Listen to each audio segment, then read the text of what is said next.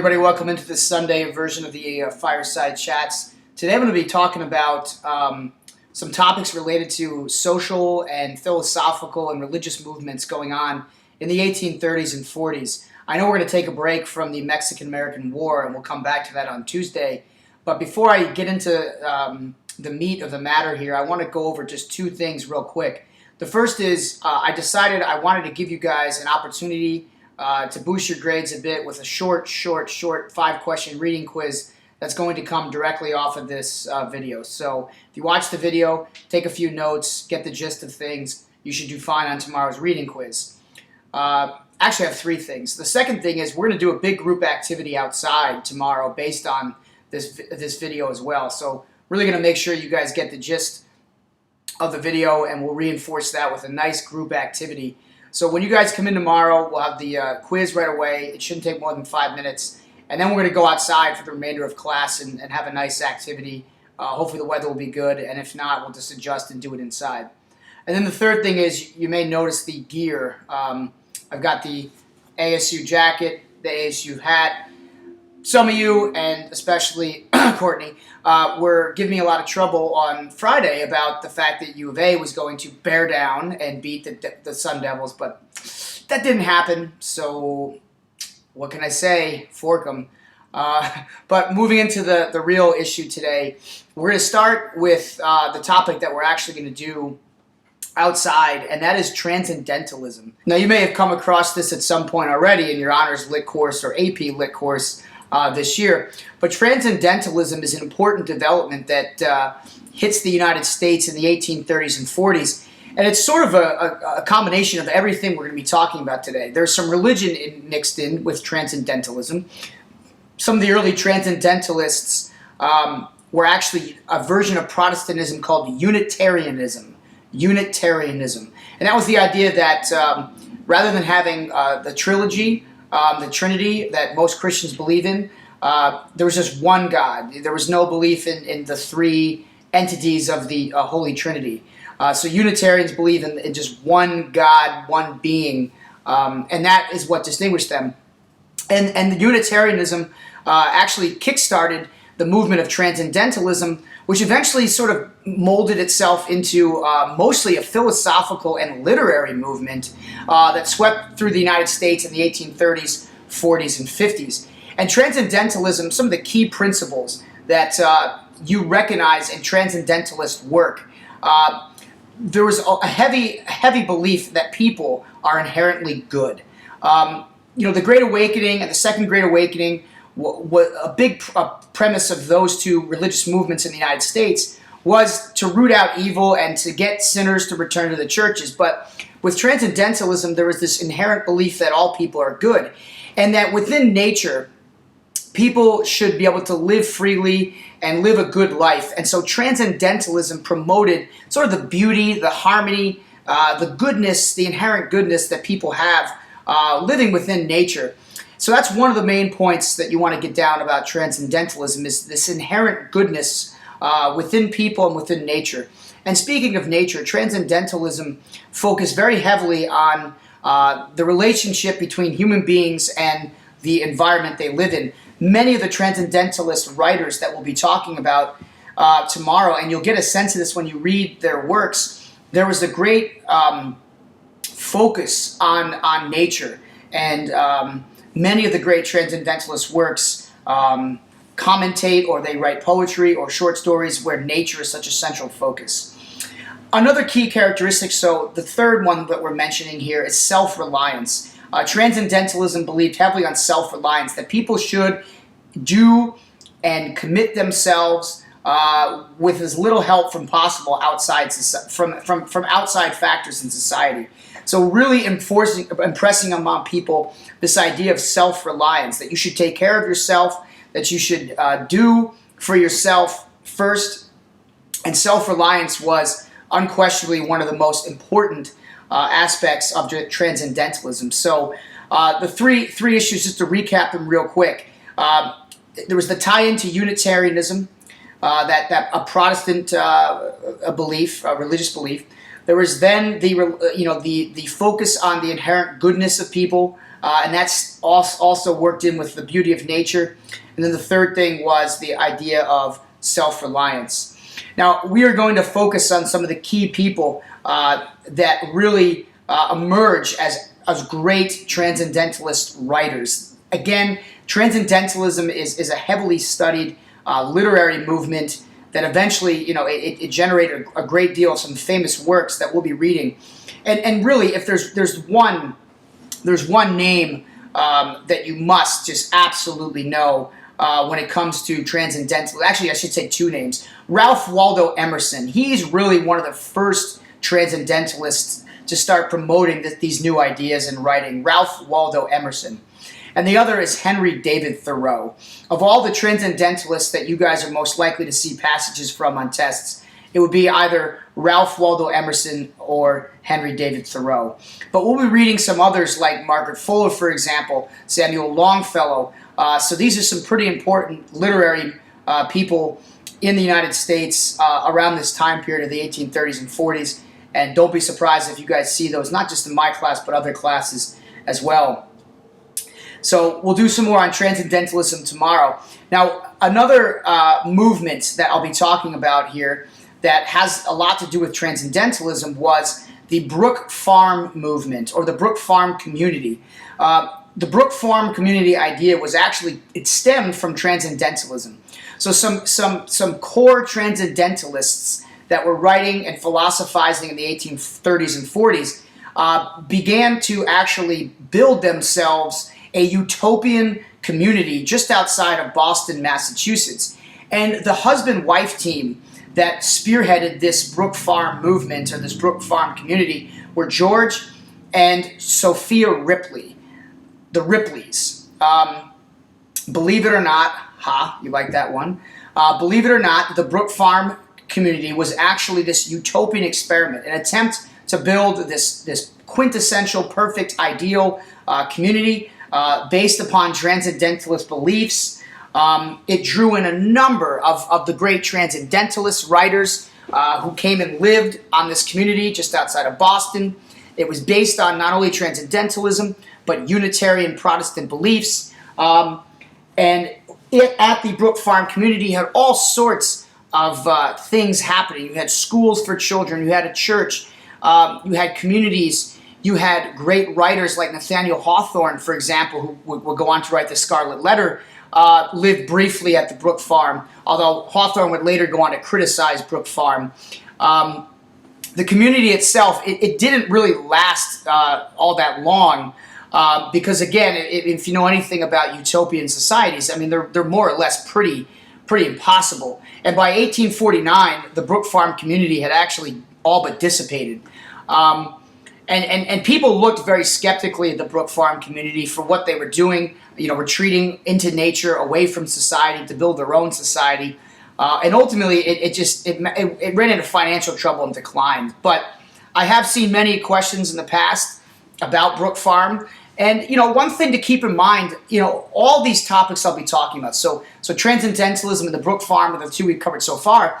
But everything that we sort of look at later, think about it like this. These were attempts to sort of challenge the status quo in the United States in the 1830s and 40s. They were minority movements. But if we look at them as a whole, we can make a pretty good case that these movements really foreshadowed how later in U.S. history, social movements and small gatherings of people could generate major change within the United States. And a lot of these are gonna have foreshadowing type effects as we look at other social movements later in APUSH and later American history. So just keep this in mind. The whole concept of challenging the status quo, going outside of the norms of society, whether it was religion, philosophy, literature.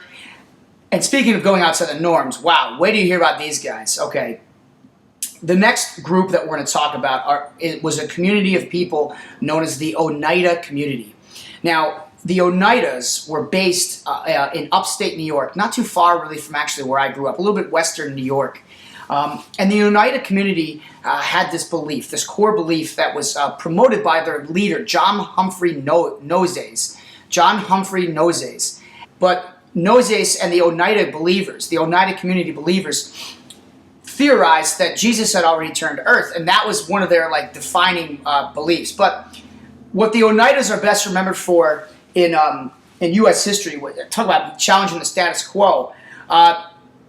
They built, much like Brook Farm, a community of their believers on the sort of outskirts of society. And within their society, they believed vehemently in this concept of free love. Now, I've got to say, this is going to be a little bit PG-13, so for all you, out there, worried about the PG-13 nature of this next conversation, just take it with a grain of salt here. The concept of free love was basically one of the defining beliefs of the Oneida community, and what they believed in was this idea of free love and complex marriage. To the Oneidas, there was no man and wife. People should be allowed to freely choose their partners wherever they wish. And amongst the Oneida community, there were no restrictions on whom a person could have intercourse with.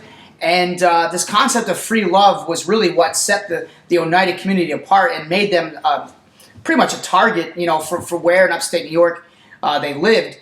And in a lot of ways, though, when we talk about 100 years after this whole circumstance of the social reform and the status quo challenging of the 1830s and 40s, the free love movement that the Oneida community started is a lot of ways like the 1960s hippie movement that also subscribed to a belief in free love. But the community by about the 1880s eventually faded away, and it dissolved finally in 1881. Speaking of another contrarian challenging the status quo, upstate New York, we got two more groups that actually start from upstate New York. And that is going to be, the first are a group of actually Quakers. Remember, we haven't talked about Quakers very much lately, but the Quakers, a small group of them eventually were so enthusiastic, if that's the right word, about their beliefs and the way they worshipped that they began to become called the Shaking Quakers. The Shaking Quakers were, again, they were Quakers that believed in pacifism, that believed in religious toleration, but the Shaking Quakers, as they became known as, eventually became what were called the Shakers. And they were a separate group amongst Quakerism that believed in not just pacifism, but communal lifestyle. And the third thing that they believed in was celibacy. There's one name I want to give you to associate and be on the lookout with the Shaker community, and that is Mother Ann Lee. Mother Ann Lee was a prominent Shaker, and she was really one of the driving forces that started the Shaker movement in upstate New York. And again, you're probably wondering where that word Shaker even came from. Well, they were Quakers, remember that, but the Shakers had these really emphatic, long services where they moved around and they danced and they had all these sort of eclectic movements within their religious services. In fact, I made the comparison last year. Some of you may know the artist Lorde. She's a singer. If you ever watched her perform, she kind of moves a lot like a Shaker, and that was how the students last year remembered what the Shaker movement was all about. They remembered Lorde dancing on stage during her concerts. But whatever you can do to help remember this, the Shaker communities were just, again, another group challenging the status quo based on religious beliefs, based on contrarian ideas. But like I said, eventually, because of their celibacy platform, they eventually weaned themselves out. And but at least we have three Shakers still remaining to this day. So how about that? Last group, quite a bit different from all the others we've mentioned so far. And, this group I know you guys may have a lot of familiarity with, based here in Arizona, because today in Arizona there's a large contingency of people who believe in this, our last group we're going to talk about today, and that is Mormonism. Now, a lot of people maybe that aren't very familiar with the Mormonism belief and movement. Mormonism started in upstate New York, just like the Oneida community, just like the Shakers, and Mormonism really began as a result of the Second Great Awakening. Think back to how I called the Western New York region of the Second Great Awakening the burned over district. Well, Mormonism generated from that revivalism that was going on in the Second Great Awakening. And one of the leaders of the Mormon movement was Joseph Smith. There's a name you just absolutely have to know. Joseph Smith was the founder of Mormonism, and he based his beliefs on a book that he published at 24 years old called the Book of Mormon. And the Book of Mormon, I'm not going to go into the real nitty-gritty part of it, But the Book of Mormon became a definitive aspect of Mormonism. And of all the groups we've mentioned so far, Brook Farm, Oneidas, Shakers, Mormonism has one of the most lasting effects of any of these. So the other ones I mentioned all kind of wean out and fade away into sort of obscurity, but not Mormonism. So of all the movements, here's one that has long-lasting, far-reaching effects. And Mormonism, you know, to get into some of their key beliefs, like I've done the others, Mormons were originally a Protestant group, so there is that, you know, that branch of Christianity that it's tied to. But the Mormon beliefs just happen to build upon and put their own spin on Christianity. And that's why the Mormon believers that Joseph Smith was preaching to were often targeted and persecuted, because they, more than any other community, they were modifying Christian beliefs as most Protestants knew it. And that forced Smith and his thousands and thousands of followers that he built up in Western New York to eventually push towards the West. And as we know already, this whole concept of manifest destiny is so embedded in the fabric of the United States in the 1830s and 40s. And so when Joseph Smith started pushing with missionaries and his people, his revivalist people, into the Western territories in the late 1830s and 40s, it seemingly almost everywhere Joseph Smith and the Mormons went, they ran into sort of conflict with people around them. And you know, some of their beliefs, like for example in polygamy, taking multiple wives, you know, it ran smack dead into the middle of the Protestantism beliefs that were so contrarian to the Mormon believers. And eventually Smith and his followers, they made their way into Illinois, which by that point was a state. And in 1844, Smith winds up in Illinois, and he's arrested for teaching his beliefs, his unique beliefs. And while in jail, Joseph Smith was actually killed. A mob attacked him while in jail, and he was shot and killed in 1844, living in jail in the state of Illinois. But the Mormon faith actually grew exponentially as a result of the death. It almost seemed like it galvanized believers to carry on where Joseph Smith had left off. And the one issue that Mormons ran into was that Joseph Smith didn't really leave behind a successor. And consequently, there was this bit of a power struggle that emerged within the Mormon faith.